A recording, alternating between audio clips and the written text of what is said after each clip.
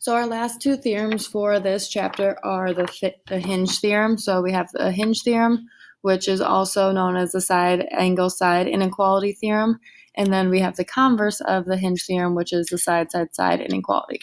So what those theorems say is that if two sides of one triangle are congruent to two sides of another triangle, and the included angles are not congruent, then the longer the third side is opposite, the larger the included angle. So in this example here, we're given that BA is congruent to XY and AC is congruent to XZ, but angle A is not congruent to angle X. But we can see that angle A is greater than angle X, so that's going to mean that side BC is greater than side YZ.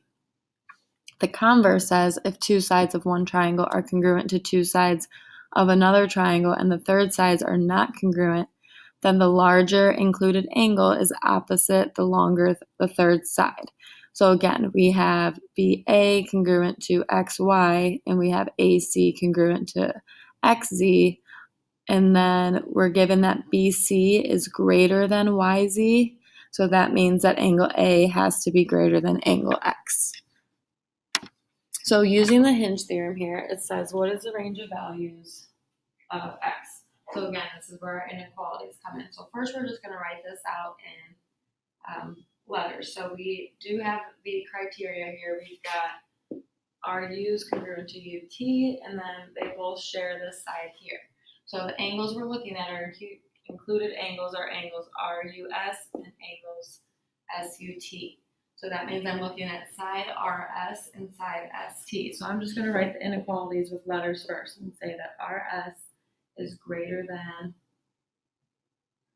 ST. So therefore, angle RUS is going to be greater than angle SUT. And then I can just plug that into my equation. So I'm going to have our angle RUS, which is 60, is going to be greater than 5x minus 20. So when I solve this, I will get that 16 is greater than x, or x is less than 16. Now there's one more thing we have to do. Remember, we can't have a negative angle. So we have to make sure that 5x minus 20 is going to be greater than 0. Because again, we're not just getting a number value for this, we're getting a range of values. So we have to make sure that that range will not give us a negative number. So in this case, we get that x has to be greater than 4. So again, when we write our inequality, we just want to write 1. So we want to write that x has to be greater than 4, but less than 16. So I'm going to put 4, and then x, and then 16. So that would be my range of inequalities for the triangles there that satisfy the hinge theorem. Our next example says find the inequalities for the triangle for the given sides and angles. So number 1 gives us FD and BC. So we're just writing the inequality, so we're looking at our angles. So 70 is opposite of BC. So BC is with the 70, and then 75 is bigger, and that goes with the FD. So FD is greater than BC, or BC is less than FD. Same concept for number 2. We've got angle UST and angle VST.